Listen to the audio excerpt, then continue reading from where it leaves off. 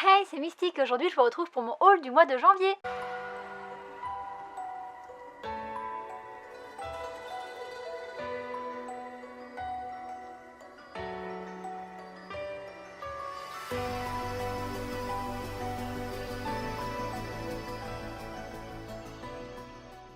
Le mois est déjà terminé et comme à chaque fin de mois, quand je ne suis pas en retard comme pour le mois de décembre, eh bien je vous retrouve pour mon haul. Alors ce mois-ci, je suis à l'heure et je dois avouer que j'ai été plutôt raisonnable pour une fois dans mes achats manga puisque j'ai acheté seulement 20 mangas. Certains vont me dire que 20 c'est beaucoup, mais si vous regardez mes hauls habituellement, vous allez voir que d'habitude j'ai beaucoup d'achats.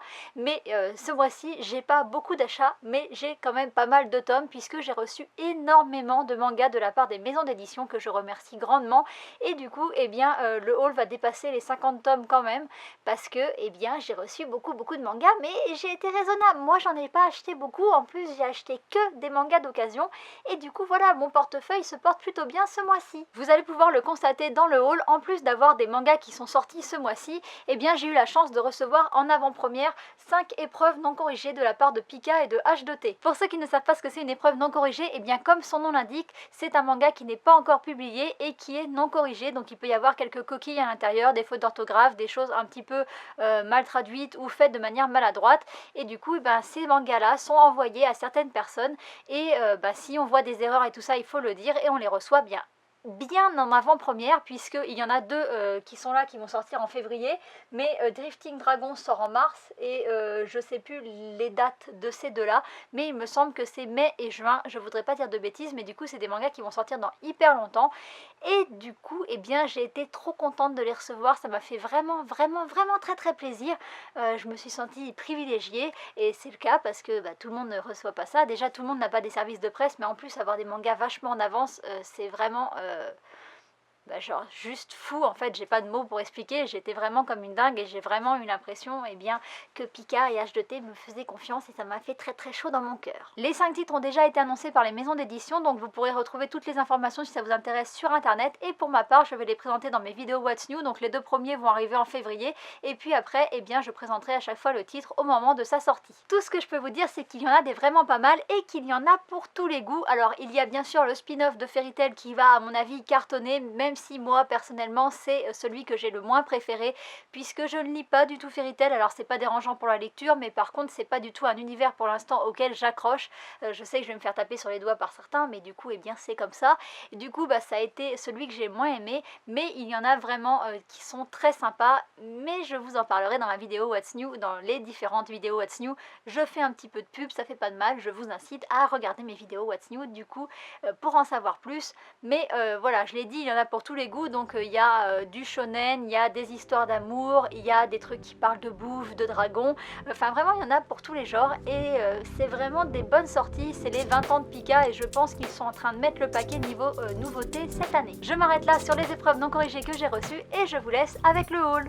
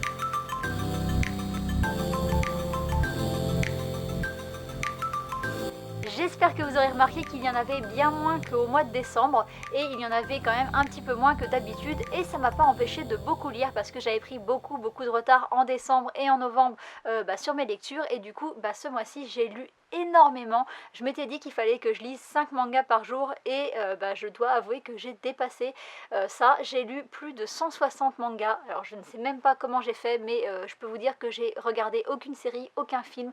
Tous les soirs je lisais, tous les jours je lisais, tous les matins je lisais et à chaque fois que je mangeais je lisais et j'ai même joué aux jeux vidéo et en même temps que je jouais aux jeux vidéo eh bien je lisais, ce qui m'a fait quand même perdre pas mal de parties, mais du coup j'ai beaucoup lu et ça m'a fait pas mal diminuer ma pile à lire, ce qui est vraiment très cool. J'ai jamais autant lu que ça dans un mois parce que je compte tous les mois le nombre de mangas que je lis, le nombre de mangas que j'achète et là j'avais jamais lu autant et du coup je dois vous avouer que ça fait du bien de voir que la pile à lire diminue, mais ça fait quand même beaucoup d'informations à retenir dans ma petite tête. Avant de terminer ma vidéo, je vais vous parler de ma petite Funko Pop que vous avez vue à la fin qui est Fourchette de Toy Story 4. Je ne sais pas si vous avez vu le film, mais c'est un personnage qui est vraiment très marrant et très attendrissant en même temps. Je l'ai trouvé très cool et puis surtout Toy Story 4, je sais pas si vous aimez bien la franchise, mais moi c'était pas une de mes franchises préférées, pourtant j'ai pleuré à la fin de Toy Story 4 et maintenant du coup j'aime beaucoup les personnages de Buzz l'éclair et de Woody, beaucoup plus qu'avant et je vous conseille fortement de regarder ce 4e opus parce qu'il est vraiment très bien et très bien fait. Du coup comme j'ai beaucoup aimé le personnage, j'ai acheté la petite Funko Pop et le point négatif c'est que elle est un peu cassée. Alors je sais pas si c'est normal ou pas, mais il y a une séparation entre le haut du corps et le bas du corps. Je pense pas que c'est normal, j'ai fait une réclamation sur le site, on verra bien. Si vous l'avez, vous, n'hésitez pas à me dire si vous avez une séparation vraiment nette entre les deux parties.